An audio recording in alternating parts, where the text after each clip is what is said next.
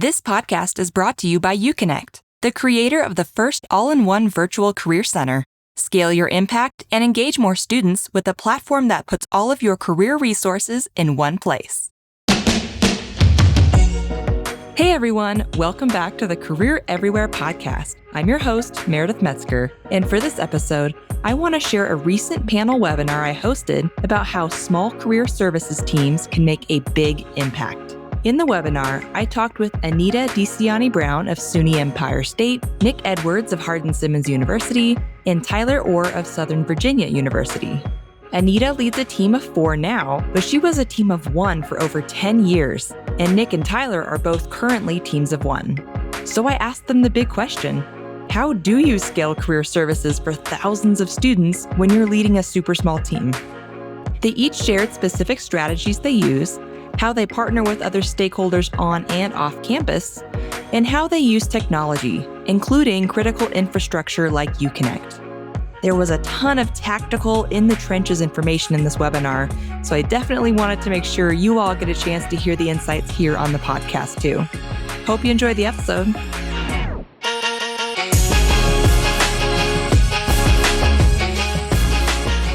Hello, everyone. I'm Meredith Metzger. I am the Director of Content and Community here at UConnect.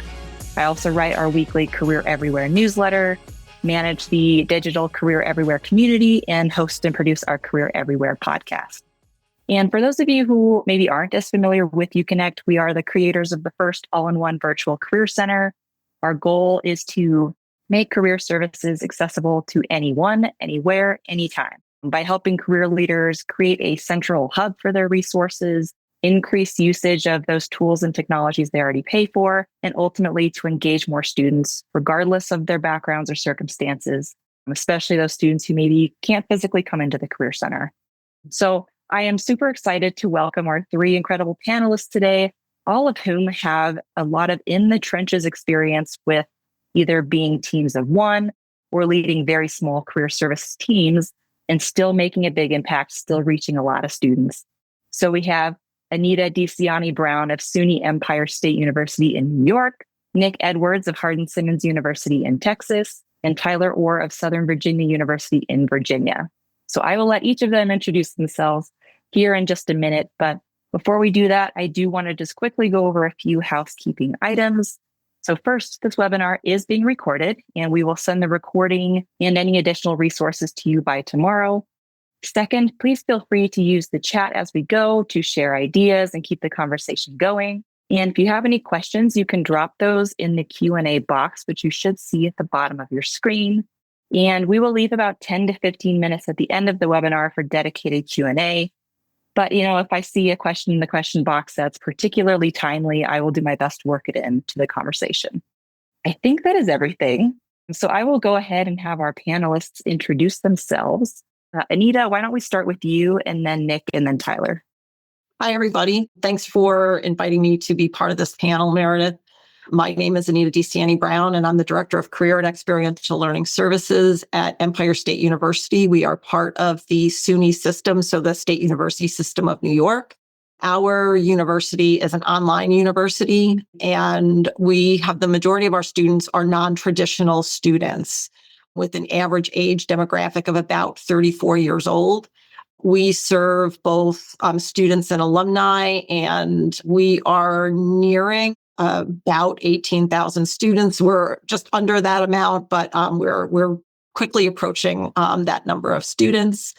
From 2014 to 2024, I was a team of 1 and then was able to now grow into a team of 4 people. And certainly we'll talk more about that later. So thank you for having me. Great. Thanks, Anita. Nick, I'll toss it over to you. Yeah, so likewise, thank you, Meredith, for having us aboard, part of this conversation. My name is Nick Edwards. I'm the Director of Career Services here at Hardin-Simmons University in Abilene, Texas. We're a very small, private Christian university with a student population of under 2,000. I think we're about 1,500 this semester of undergrad. Prior to higher education, I've come from a vast array of industry, many years working in I was corrections. I've done public education for the last 7 years. Before that, various odds and end jobs. But ultimately, coming into higher education was a little bit of a different route for me. And the fact that I was finishing up my doctorate degree, I knew I wanted to go into higher education at some way or fashion. So I started just looking for opportunities. And this position happened to come up. And 2 years later, here I am still. And so, like many of you, we wear lots of hats within this role. So I want to thank this time and then thank y'all for being a part of it and looking forward to learning and growing. Thanks, Nick. And to clarify, you are a team of one serving those 2,000 students, right? Yes, which has definitely made me have to think more carefully and strategically with where I want to devote and resources. Yeah, I imagine that's quite the ratio you've got there. All right, Tyler, I'll throw it over to you. Yeah, thanks for having me on for this. Being on this call makes me feel like I should feel less bad about my own ratio because I'm a team of one supporting about 850 total students. So a little bit of a different animal, smaller, and I should have my ducks in a row because of that smaller ratio. I'm not sure how well I do, but yes, I'm the director of career services here at Southern Virginia University. We're a small private faith-based liberal arts institution in rural Virginia. So in that sense, similar to what Nick is working with, our university's summarized mission is gather, lift, launch. So we're actually called the Launch Center, which is a really fun name that we get to play around with a little bit. Like I said, about 850 total students, all undergrad level, no grad programs here. I'm an office of one and got 7 student workers helping me out for a few hours a week. Prior to me getting here, though, the function existed in name, but not really in practice. So I've been building it from the ground up.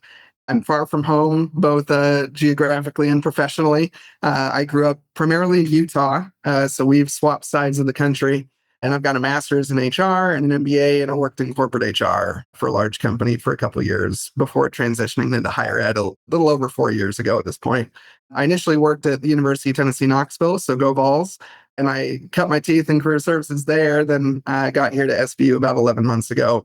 11 months ago, this coming Monday, actually. So, which is crazy. I feel like I was still at UT last week. And then most importantly, I've been married a short 10 years and I've got 3 insane little boys who are both exhausting and very cute. So that's me.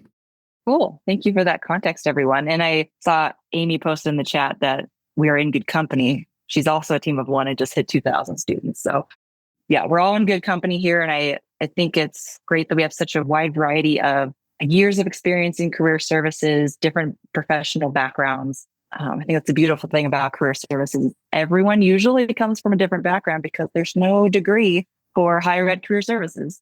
So it's always interesting to hear people's journeys. Okay, well, now I would love to dig into our discussion. So as you all just mentioned, you're all either teams of one flying solo, or you're in Anita's case, leading a small career services team. So, given those constraints and the number of students you need to support, how are you scaling career services? I know that's a big question, but I think we should just get right into it. So yeah, I'll just toss that out there. Feel free to jump in. How are you scaling? Yeah, okay, I'll start this one off. So for my office, when you're leading a one-person office, the key to my success is just realizing that you can't do everything yourself. One of the first things that I always rely on is faculty and staff partnerships. That's one of the most critical things that I learned in this short amount of time. Faculty, whether it's regularly inviting me into their classes to kind of just give short career talks or to like workshops or whatever the case may be. This ultimately just kind of gives me the opportunity to reach that larger number of students all at once in a setting that they're typically already should be hopefully engaged in. Another way that I kind of scale that is by providing faculty and staff with kind of like plug and play career assignments that live within my website. These assignments are really pretty easy to integrate into courses that are already, whether it's resume writing or networking exercises, reflection prompts, whatever the case may be. It's just a simple add-on for faculty to use that are just really easy plug and play, ready to go out the door. And then having those two pillars in play, it really makes it easier because then faculty are a little bit more engaged with it, pushing students to attend those workshops and career events, and when students hear those encouraging words from their professors, they're usually a little bit more inclined to show up and engage. It's kind of a multiplier effect. So instead of me just being the only one promoting career services, faculty and staff are able to really just kind of amplify that message when I'm not in the room with them. Yeah, that's a great strategy. And Nick, to confirm, did you mention that those assignments are on your virtual career center? Yes, they're under the people we serve, faculty and staff. I've kind of got it developed based on base competencies as well as just different career readiness related activities. Okay, cool. Well, we'll definitely be sure to share that resource with folks so they can go check out what your assignments look like. So I can hop in next. So at SUNY Empire, when I started here, I'll just give a little bit of the backstory. When I started here at the end of 2014, Career Services was a web page, not a website, that had 3 links on it. And in my initial onboarding, had built out a static career website where we eventually built in a job posting platform and had gone through a couple different platforms over the last 10 years. And then my boss in 2023, we had our one-on-one, and she suggested, just do some exploration, see what's out there. Because I was looking at a platform to integrate some video feeds as a resource for our students. And I happened to be talking with the rep who started talking about Forage and a few other platforms and said, UConnect. And I said, well, what is UConnect? And that brought me to the UConnect family. And that has been, in the last 2 years, has been so impactful on the building of career services here at SUNY Empire, because we do have a large number of students. And though at the time I was a team of one and meeting one-on-one with students, there's only still so many hours in a day to be able to provide information for our students who are studying online. They're not coming through a student union. I can't go to the res halls to meet with them. So we were able to find a resource that could be used by students across the country, which is where our students are. And I'll double down on that really quickly. I know we're planning on talking about UConnect and technical platforms a little more later too, Meredith. But so we implemented UConnect and Handshake within a couple months of me coming on board 11 months ago and putting all this together. And it definitely helped us go from 0 to 60 infinitely more quickly than we could have otherwise. We have a great web team and internal IT partners, but they just have way too many irons in the fire to have been able to help us build out a website and reliable online resources for our students without a tool like UConnect. So it's been really helpful. And I always want to say, and I think everybody would probably agree with me, including other people who are in the client directory for UConnect, the website, like my page is far from perfect, right? There's always things that I'm wanting to, Nick +1 on that pretty hard right there. There's always more that I want to be improving on and adding to it. It never feels complete. I know that there's, I've had student workers that help me out quite a bit, which is part of what I always talk about as far as scaling, is definitely leveraging some student help. They spend a lot of time helping with walk-in hours, and then they also do a lot to help me publish and update resources on our website, and then help out with a bunch of other things on the side. But the pros and cons, of course, of student workers, I know we've got some links out there that, they were testing something and trying to create something on the website and then died. And so there's probably a link to nowhere in a couple spots. There's always things like that. But just the fact that, as simple as when a student comes in looking for resume help, And I can quickly and easily say, oh, have you looked at our website and our page with resume templates and resources? Go there, check it out. We got a bunch of great stuff for you. Use that to get you started. And then you can come back and ask for more detailed help as needed. Even just things as simple as that make a huge difference for us. I will say really quickly too, though, Meredith, I wanted to comment. I'm the kind of person that honestly, I am trying to grow into a scaling mindset. I think that this is difficult for any of us in career services, probably. We love the one-on-one interaction so much. Like that's why we do what we do. We love helping and being a blessing to specific students. So it's sometimes hard to preserve the time to focus on getting scalable processes in place if there's a student knocking on your door asking for help, right? And there's always a student knocking on the door. And so that's been a challenge for me, but I just wanted to give some empowerment if there's anybody who is in a similar spot as Anita and I both were when we started our roles. And Nick, I can't remember for sure if you built your office from the ground up too. But if you're in that situation, like you've just started your position or something and you're starting to build career services from the ground up with a tiny team, be really clear with leadership up front about setting a ramp up timeline, if at all possible, rather than immediately opening the floodgates and sending a message out to all students saying open for business. That was one of the mistakes that I feel like I made. If I had taken a couple more months before we had blasted our name out to the world, we would have had time to be in a lot better shape as far as what we were providing on our website and the processes we had in place. And I loved the impact we had on students immediately, but if I could go back, I would be a little more intentional and careful about our ramp up there. And shout out to Lexi Bartimioli at Arizona Christian University, who's an awesome human that I've talked with who recently did that and is doing some really cool things. So I would give her a follow on LinkedIn and check in on what she's doing for advice there. What I'm hearing is maybe we need another webinar on how to build the career services function from the ground up. I can tell you all the mistakes. I'll echo what Tyler said, because I did have a little bit of a cushion time. I might have been able to use a little bit more, but I started in November of 2014 and students didn't know that I was here. Like the official launch wasn't until June or July of 2015. So during that time, had to go build the website, had to think about what career services was going to be. And then, even for building out UConnect, even though at the time I was still a team of one, I didn't do that in a silo. So I had faculty input, which was incredibly important, as well as our other functional offices. So before it was launched to students, I had gone on, I called it the roadshow, and shared out what the resource was, asked for feedback, and what they saw was when they gave me feedback, when they gave me recommendations, I was putting, like those were immediate. I could go right in because the site is so, the platform is so easy to use.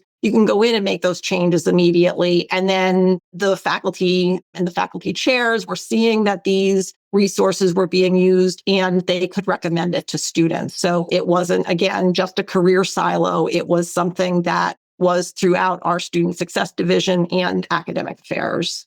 Yeah, I'm glad you mentioned the ease of making changes. That's something that I've heard a lot. You don't have to engage marketing or IT for every little change or updated resource. You can just make those changes in real time, which I think, as you all know, in career services is super important because the workforce and the world of work changes on a daily basis. We can't wait months to make updates. So kind of on that technology note, I mean, you've all kind of touched on it, but how are you using technology to scale and what does your tech stack look like? Well, start if y'all don't mind. So technology is definitely one of those things that I have used to help scale my working environment, especially through the virtual career center, through UConnect. The platform it's been so important to the work that I do. It serves as that central hub for everything career related at Heighton-Simmons. The way that we've kind of got it built out, students can access career paths that are organized either by major or their industry. Each of those pathways have curated resources, whether it's videos, articles, whatever the case. And because the site is open 24/7, students don't have to wait until 8 o'clock in the morning when the library doors open and they can come into my office or reach out and make an appointment on my calendar.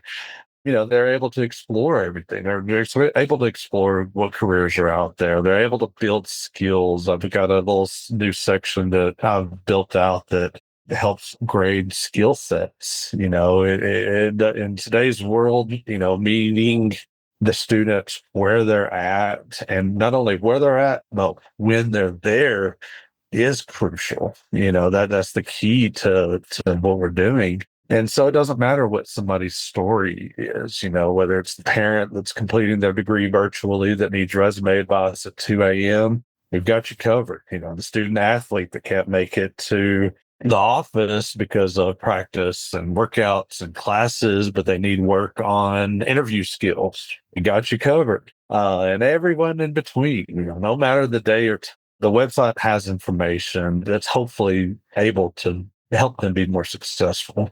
I guess I'll jump in really quick. My tech stack right now is still very simple. It's UConnect and Handshake. I intend to add more, including I definitely want an AI resume mock interview and LinkedIn feedback and review tool, and I want more career exploration or assessment resources.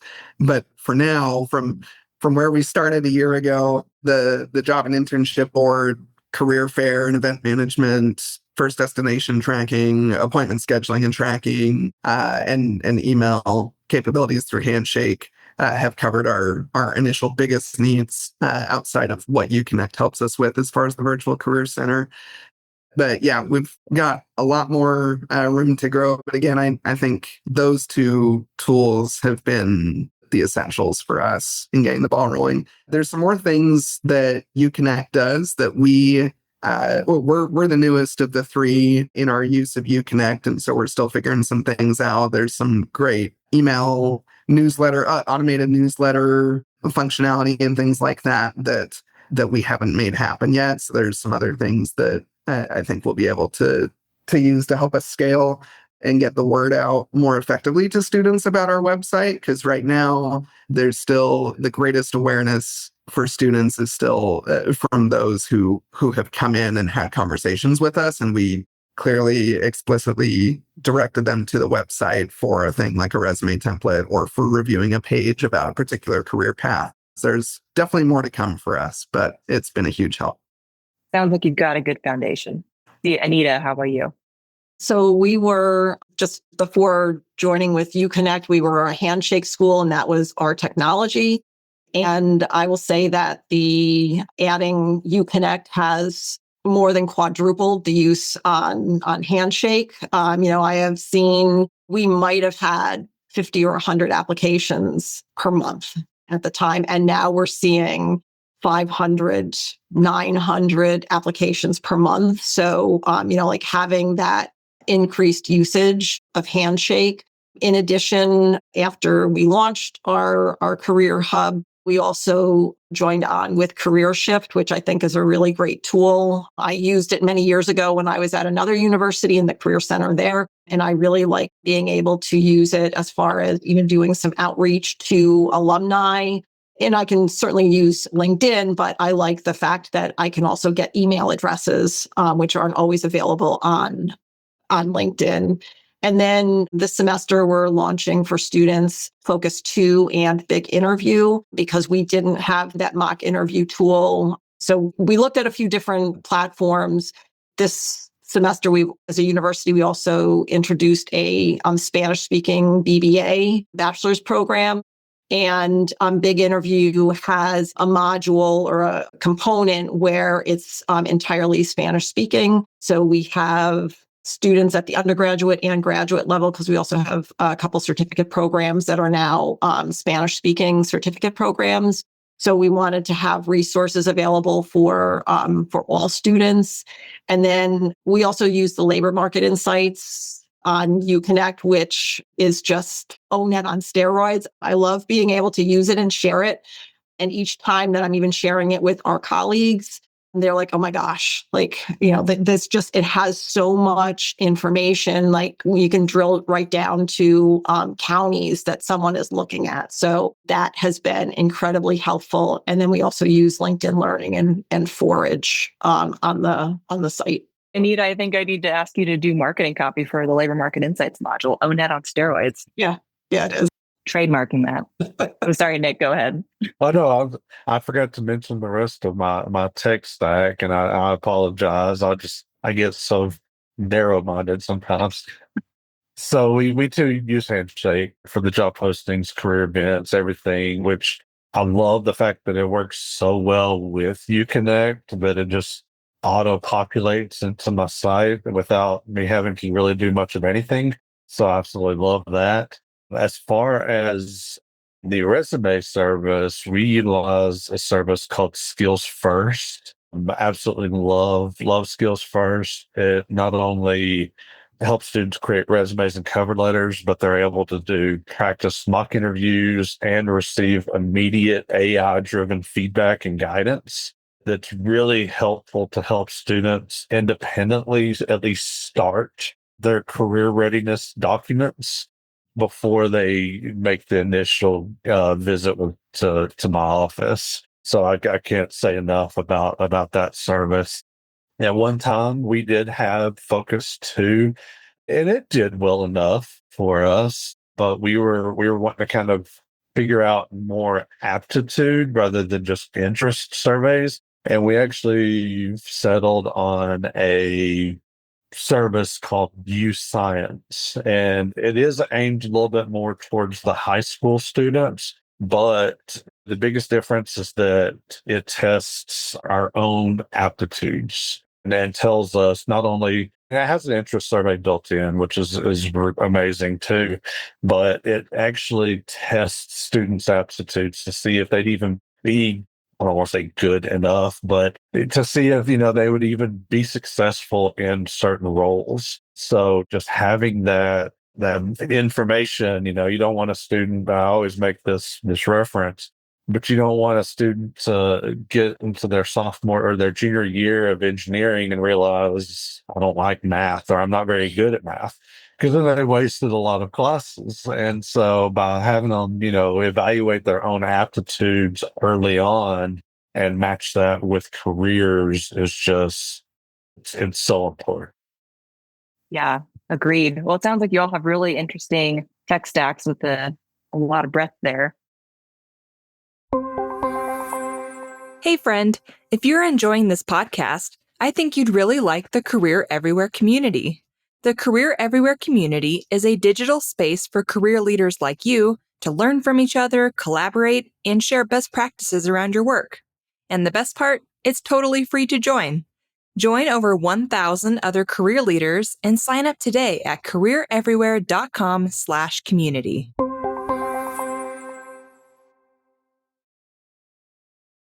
I'm curious, since adopting all of those tools and UConnect, what would you say has changed for you in terms of what you've been able to focus on or prioritize, especially as teams of one in Nick and Tyler's case and a team of 4 in Anita's?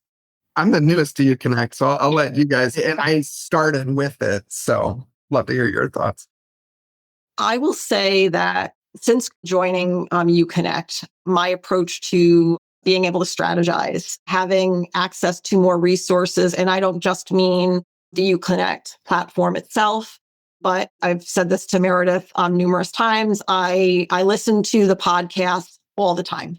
And I also read the comments and follow along in the conversations in the Careers Everywhere community. And that has been incredibly helpful to have me rethink, not that I necessarily have more time, but just different ways that we can help our students. So at the beginning of the summer, we started having career liaisons.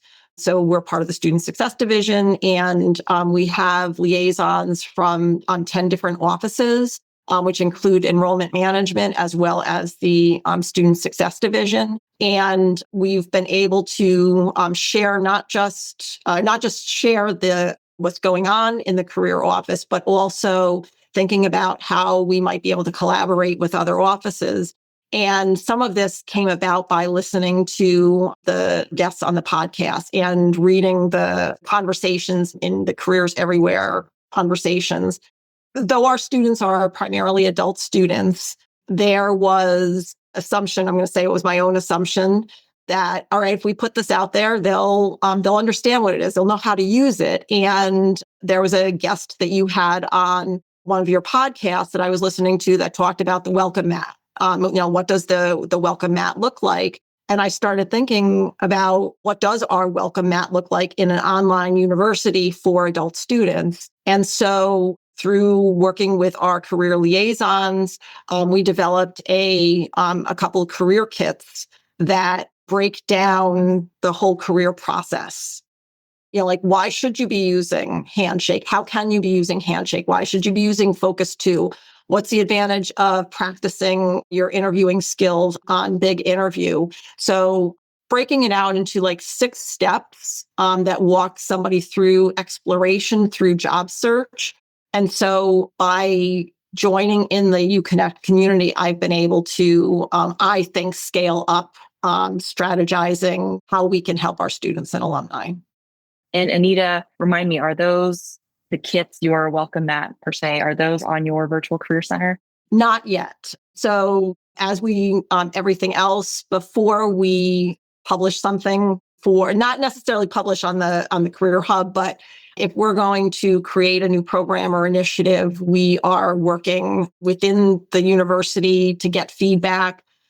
So right now it's in I'm going to say the review stage of our student success division. And then I'm also going to be sharing it at our colleges meetings and sharing it out with faculty to be able to get feedback from them. But I'm hoping in the next month or so that we'll be able to at least put the initial pieces on the Career Hub for our students.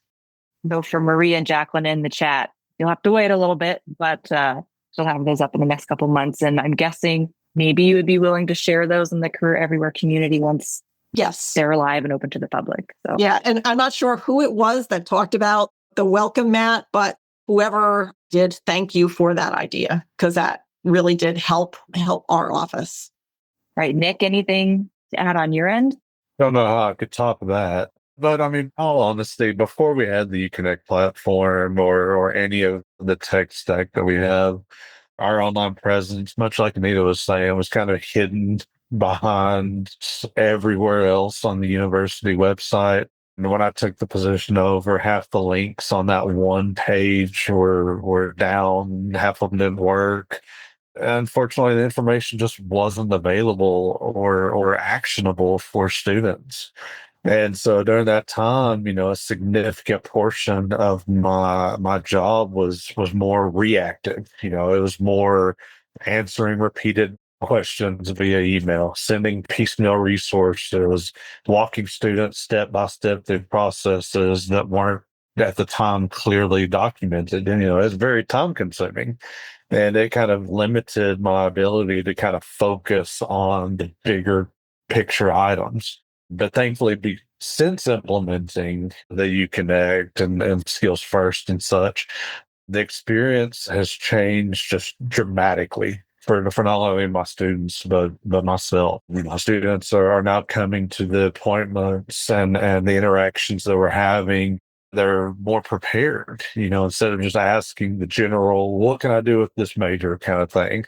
They arrive having already explored those pathways, the resume information, and they may say something more along the lines of, how do I make myself more competitive in this field? And so we're having those deeper interactions and the deeper questions because they've already had the information readily available for them.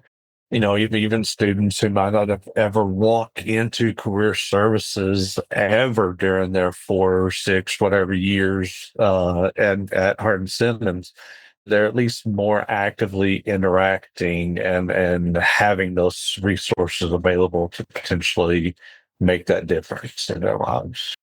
Well, this question has come up in the Q&A box, and it's one that I also wanted to touch on for sure. So as super small teams with limited resources, how were you able to advocate for the funding for technology? Yeah, I can jump in. Of course, the easy justification for UConnect is that it costs less than hiring additional full-time staff would. Obviously, I would say Nick and I both are very motivated to follow in the footsteps of Anita and work toward growing our teams as well.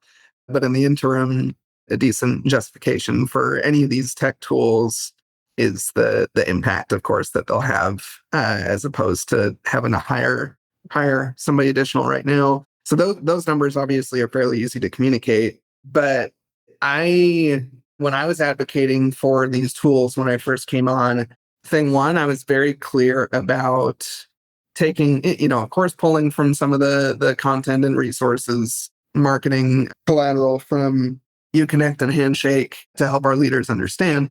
But I was very clear and explicit about what our students would get and what SVU would get. So I remember very specifically outlining those two different columns of value that we would be receiving, and then tying those things to admissions and enrollment was a big help as well, which I know UConnect has been talking a lot about recently. I know you've had a few good podcasts and webinars on that subject, and it's been talked about a couple times today already too. So I think helping leaders understand that having these tools will give you a stronger presence online to be able to refer to when talking with parents or prospective students about what resources exist and the support that they would have here. I think that goes a long way as well, in addition to, of course, just having more resources more easily accessible to the student body. And I think I haven't been following the chat religiously because it's hard to do when you're on a webinar, but I know somebody in there mentioned asking whether we have resources for prospective students on our pages as well. And we do have that page. It's another, again, all our pages I want to improve upon and add more resources and information, but we do have a page that helps to try to more easily direct prospective students' attention to where we want them to go, including to the admissions or application page for the university. Those are some of the things that I've done. And I was going to talk about this a little bit more with a later question, but I'll mention it here. Again, tying to enrollment and admissions, but also you just tie everything that you do back to the mission or the strategic imperatives or pillars or whatever of your institution. Find how your space ties to whatever the university has said their priorities are. There's going to be a connection somewhere in there. Nowadays, especially, I think there is growing recognition, of course, across higher ed that there are shifts that need to happen in the value that we're communicating to students and their families on the back end of their expensive degree. So there's usually somewhere we can tie into the university imperatives that will help us both just elevate the name of career services across campus in general and help us to advocate for funding or resources related to tech. Yeah, That's great advice. Kind of echoing what I was saying, one of the most important lessons that I've learned is very similar. You can't advocate for resources by framing them as career-centered needs, and instead finding ways to kind of counter that and connect them to those, like I said, the priorities of the university. And one of the easiest and best ways to do that is with data and actual stories, actual anecdotes when you're advocating. The data shows the leadership, how many students are, actively engaging with the platform, but the stories, in my eyes, is where you have the real impact. A student that used the Career Center to not only find an internship, but to, tailor their resume based on advice from the website, and ultimately culminating to obtaining this internship, opportunity that could potentially shape their career direction. The combination of all of it is just so powerful in gaining this support. And I'll just give a quick snippet. So at SUNY Empire, when I first started exploring the UConnect platform, I worked with Doug as my account rep and certainly shared out a lot of different resources. And one was a case study from, I think, one of the Texas schools that talked about how they were able to obtain UConnect by using the technology fee. In talking with my boss, we have a student activity fee. And I had made a pitch to our Student Government Association. I shared out what the platform was going to look like and made the pitch. And our Student Government Association supported our getting the UConnect platform. And then, as far as the additional resources, our chancellor in New York, Chancellor King, is a huge advocate for experiential learning, applied learning. And he had launched a new initiative 3 years ago supporting students that were participating in internships. And as part of that, our proposal included growing the career office by adding a couple staff members, as well as some of the resources that we've now implemented. So that's how I was kind of able to lean into these gifts or opportunities, not necessarily gifts, but opportunities to help our students. Well, thanks, everyone. That's some good advice. I think that's a good segue into a quick poll question that I wanted to launch for everyone attending. We've talked a lot today about technology, or about how technology and specifically UConnect can help small teams scale their work and engage more students. If you are not already a UConnect customer and you'd like to chat with our team about how UConnect can help your career center, please select yes in the poll. Or, of course, you're always welcome to reach out to me as well. I'm always on LinkedIn or in the Career Everywhere community. Okay, so panelists, one more question from me, and then I would like to move into some Q&A from our attendees. So as we talked about earlier, Nick and Tyler, you're both teams of 1. Anita is a team of 4. And I would love to hear how you have advocated in the past or are planning to advocate for hiring additional staff members and growing your team. So Anita, why don't we start with you, because you just recently did this and expanded from, flying solo to a team of 4.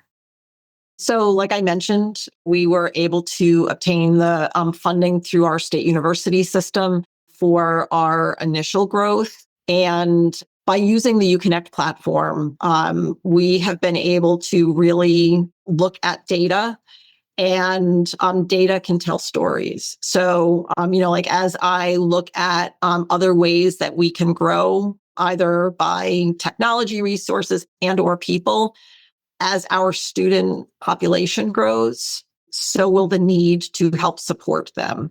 And a team of 4 may not be enough as we do continue to grow. And I believe now that we will have the foundation with the data for all the different platforms to be able to show, okay, this is the reason why we need additional resources. Cool. And Anita, would you mind sharing what the additional team members you are? So there's you as director.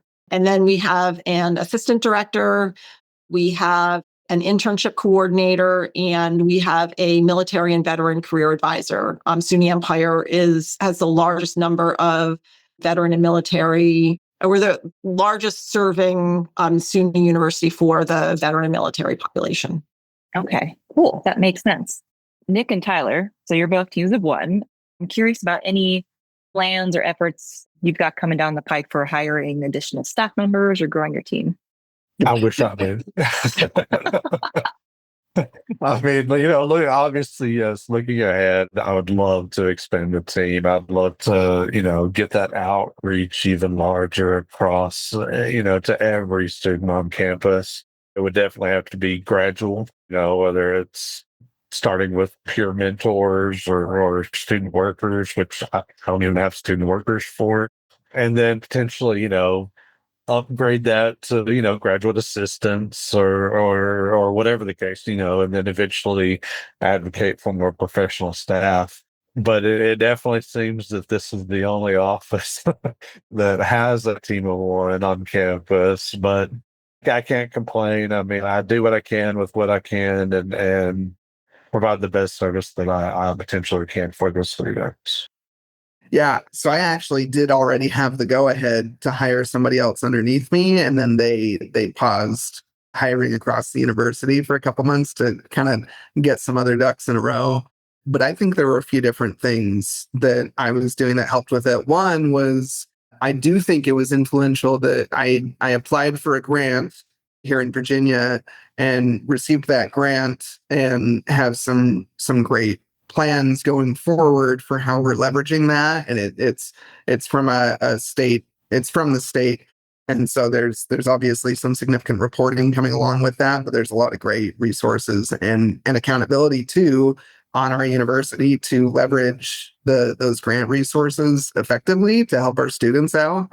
And so I think my university is also, it's a fairly new one. It's only about 30 years old, which in higher ed years is just a little toddler, I think. And so there's some things like grant applications and things like that honestly the university just hasn't done a ton of before. And so I'm now seen as a little bit of a trailblazer in bringing in some of that additional funding. And so I think that there's a couple of those kind of external engagement things and bringing in funds that has gotten people excited about this space and what we're doing and the potential for further growth that I think helped sell that. And I'm confident that as soon as the university is no longer kind of pausing things broadly as far as hiring, that we're going to be one of the first ones they're looking at, because like Nick, I'm one of the only departments here that is still a team of one.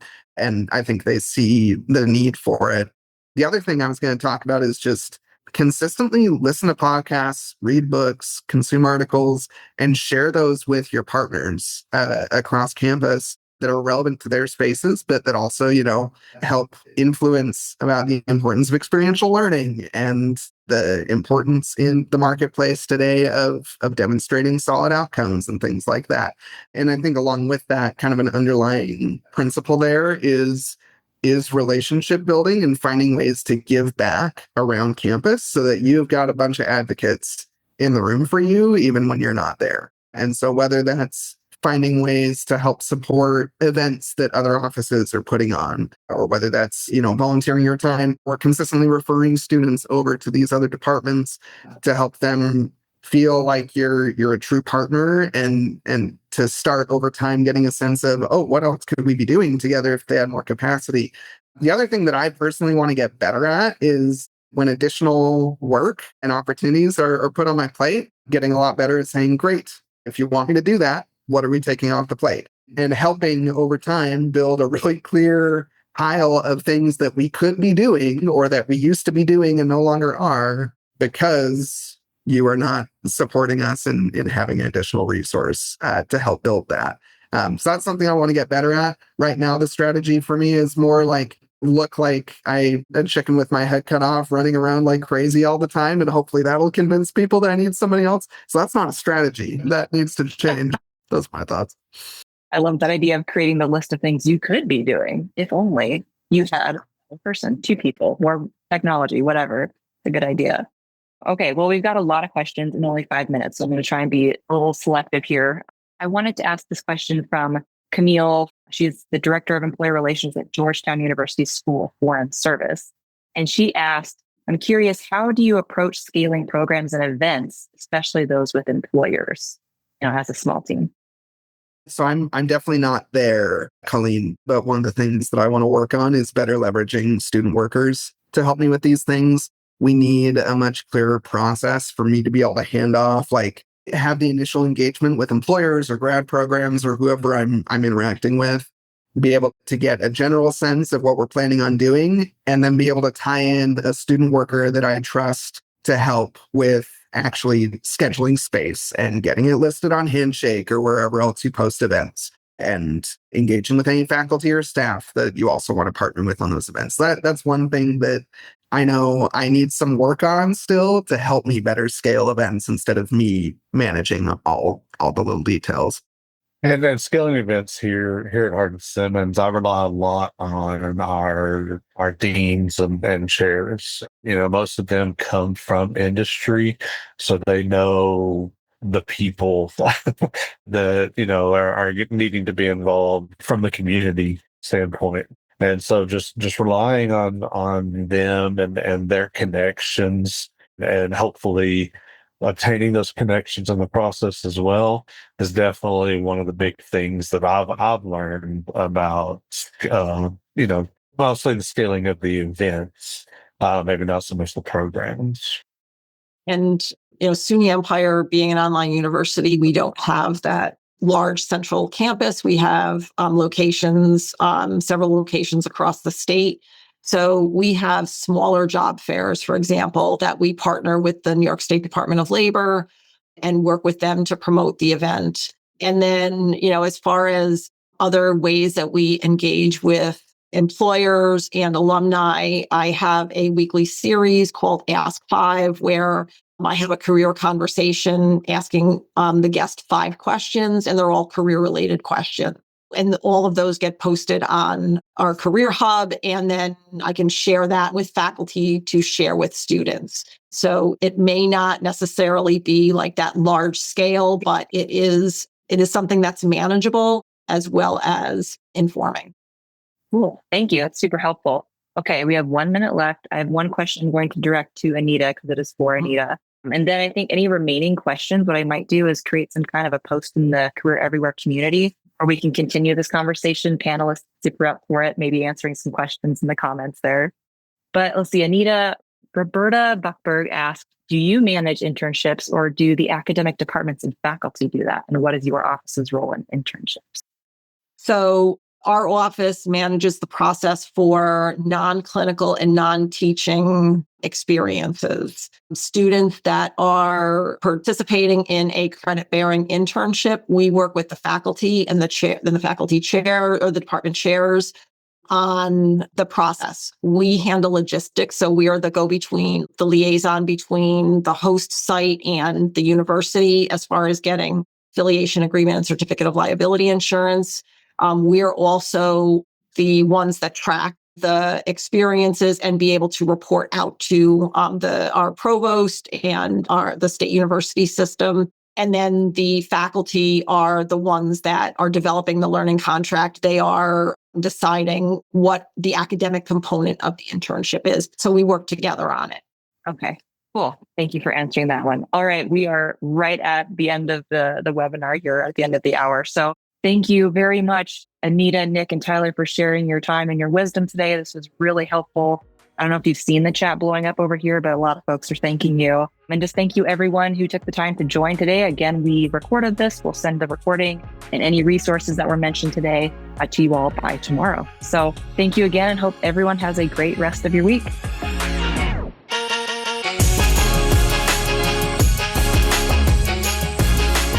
That's all for this episode of Career Everywhere. Thanks so much for listening. If you enjoyed it, please be sure to hit subscribe and rate and review us wherever you get your podcasts. We'll see you next time.